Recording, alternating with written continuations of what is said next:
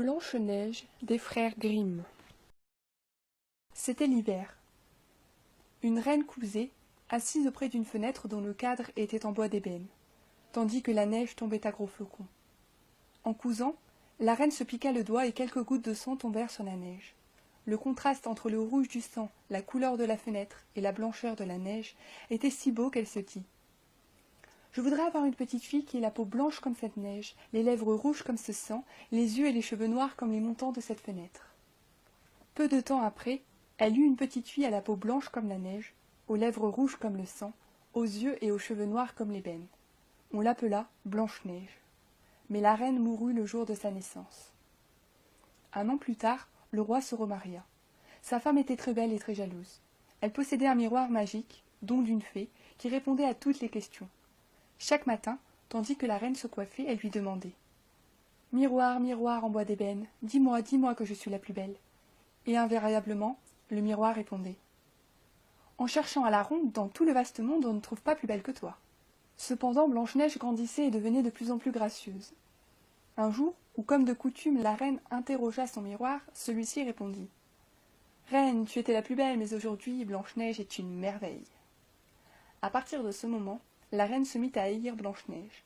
Enfin, n'y tenant plus, elle fit venir un de ses gardes et lui dit: emmène cet enfant dans la forêt et tue-la. Le garde conduisit Blanche-Neige dans la forêt. Mais comme il levait son couteau pour la tuer, il fut si ému par ses larmes et sa beauté qu'il n'acheva pas son geste. En s'éloignant, il pensa qu'elle serait bientôt la victime des bêtes sauvages. La pauvre Blanche-Neige, demeurée seule dans la forêt, se mit à courir, trébuchant sur des cailloux. Vers le soir, alors que ses petits pieds ne pouvaient plus la supporter, elle arriva auprès d'une jolie maisonnette et entra se reposer.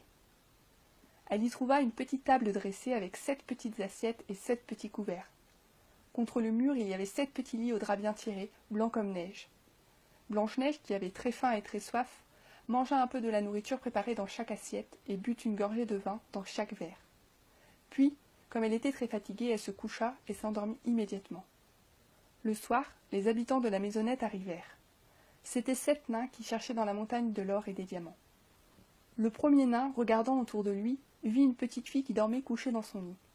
Il appela ses compagnons qui se précipitèrent, élevant leurs lanternes pour mieux la voir. « Oh, la jolie petite fille !» s'écrièrent-ils.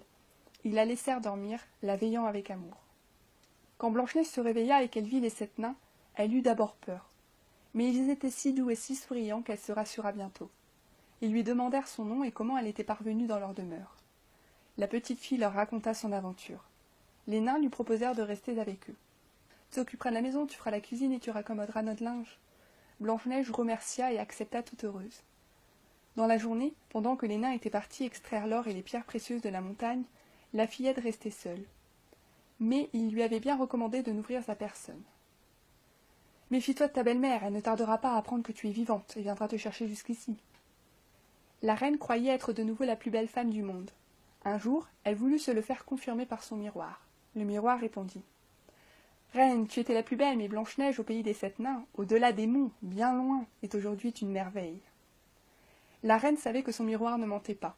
Furieuse, elle comprit que le garde l'avait trompée et que Blanche-Neige vivait encore. Elle réfléchit longtemps au moyen de s'en débarrasser et décida de se rendre chez les 7 nains. Après s'être bruni le visage et habillée en marchande, elle frappa à la porte de la maisonnette en criant: « Belle marchandise à vendre, belle marchandise !» Blanche-Neige se pencha à la fenêtre et demanda: « Bonjour, brave femme, que vendez-vous ?»« Des corsets, des rubans et toutes sortes de colifichets. »« Je peux bien la laisser entrer, cette brave femme, » pensa Blanche-Neige, et elle ouvrit la porte pour acheter quelques rubans pour son corselet. « Comme ils vous vont bien !» s'exclama la marchande avec admiration. « Mais laissez-moi vous lasser, vous jugerez mieux de l'effet. » Blanche-Neige, qui ne se doutait de rien, la laissa faire. La vieille serra si vite et si fort que la jeune fille tomba à terre, comme morte. « Et maintenant, ricana la reine, je suis de nouveau la plus belle femme au monde. » Et elle quitta rapidement la maisonnette. Le soir, en rentrant, les 7 nains furent épouvantés à la vue de Blanche-Neige gisant à terre, sans vie. Apercevant les corselets tellement serrés, ils coupèrent immédiatement les lacets. Blanche-Neige, peu à peu, revint à la vie. Elle leur raconta ce qui s'était passé. Les nains lui dirent alors: « Cette vieille marchande devait être ta belle-mère, fais bien attention. Désormais, ne laisse entrer absolument personne. » Cependant, la reine, revenue de son palais, prit son miroir et le consulta. Elle apprit ainsi que Blanche-Neige était toujours en vie et entra dans une violente fureur. « Il faut pourtant qu'elle disparaisse, pensa-t-elle. Elle enduisit une peigne de poison, prit un autre déguisement, partit à travers la montagne et arriva à la maison des 7 nains. Elle frappa à la porte et cria « Belle marchandise à vendre, belle marchandise !» Blanche-Neige se pencha à la fenêtre, mais ne voulut pas la laisser entrer. « Vous pouvez toujours regarder, lui dit-elle. Cela ne vous engage à rien, et elle tendit le peigne empoisonné à la jeune fille. Il était si beau que Blanche-Neige ne put résister à la tentation. Elle entrebâilla la porte et acheta le peigne. « Laissez-moi donc vous coiffer joliment, lui dit la marchande. Mais à peine avait-elle passé le peigne dans les cheveux de la jeune fille que le poison commença à agir et que Blanche-Neige tomba à terre sans connaissance. Par bonheur, ce jour-là, les nains revinrent plus tôt que de coutume. En voyant Blanche-Neige étendue à terre, pâle comme une morte, ils comprirent que sa belle-mère était encore venue. Ils découvrirent le peigne empoisonné, l'arrachèrent, rendant ainsi la vie à la jeune fille. Puis ils lui firent promettre de ne plus ouvrir la porte sous aucun prétexte. La reine, arrivée au palais, demanda à son miroir. « Miroir, miroir en bois d'ébène, dis-moi que je suis la plus belle. » Et le miroir répondit à nouveau que Blanche-Neige était une merveille. Cette réponse fit trembler la reine de rage et de jalousie. Elle jura que Blanche-Neige mourrait. Dut-elle mourir elle-même? Elle alla dans son cabinet secret et prépara une pomme empoisonnée. Celle-ci était belle et appétissante.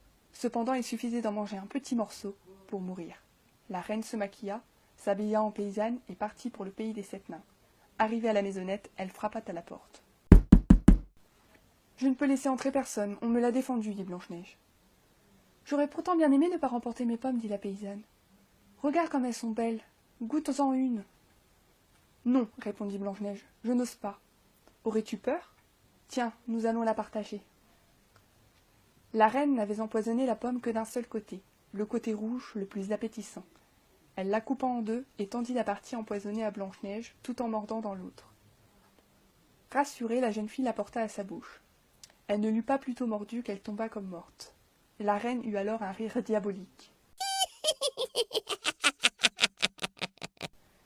Blanche comme la neige, rouge comme le sang, noire comme l'ébène, tu es bien morte cette fois, et les nains ne pourront pas te redonner la vie. De retour au palais, elle interrogea son miroir qui lui répondit. En cherchant à la ronde dans tout le vaste monde, on ne trouve pas plus belle que toi. Et son cœur jaloux fut apaisé. Quand les 7 nains revinrent à leur demeure, ils trouvèrent Blanche-Neige étendue sur le sol. Cette fois, elle semblait bien morte. Désespérés, ils la pleurèrent sans arrêt pendant 3 jours et 3 nuits. Ils voulurent l'enterrer, mais comme ses joues demeuraient roses et ses lèvres fraîches, ils décidèrent de ne pas la mettre sous terre, mais de lui fabriquer un cercueil de cristal et de la garder près d'eux. Ils placèrent le cercueil sur un rocher, à côté de la maisonnette, et ils montèrent la garde à tour de rôle. Les années passèrent. Blanche-Neige semblait toujours endormie tranquillement dans son cercueil de cristal, fraîche et rose.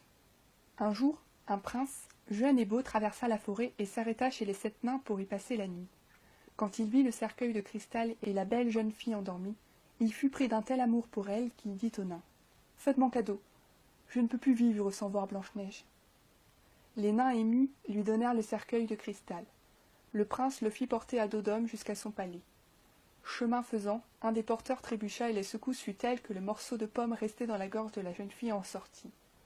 Elle ouvrit les yeux, souleva le couvercle du cercueil, et regarda autour d'elle, dit « Où suis-je » Tout joyeux, le prince lui répondit « Tu es en sécurité avec moi. Je t'aime plus que tout au monde. Viens au palais du roi mon père, et je t'épouserai. » Blanche-Neige consentit avec joie. Leur noce fut célébrée avec une splendeur et une magnificence dignes de leur bonheur. On invita tous les rois et toutes les reines. Quand la belle-mère se fut parée de ses plus beaux atouts, elle posa à son miroir l'éternelle question. Hélas, le miroir lui répondit. « Reine, tu étais la plus belle, mais la fiancée brille d'une splendeur sans pareille. » À ces mots, la reine entra dans une violente fureur. Tout d'abord, elle ne voulut plus aller aux noces.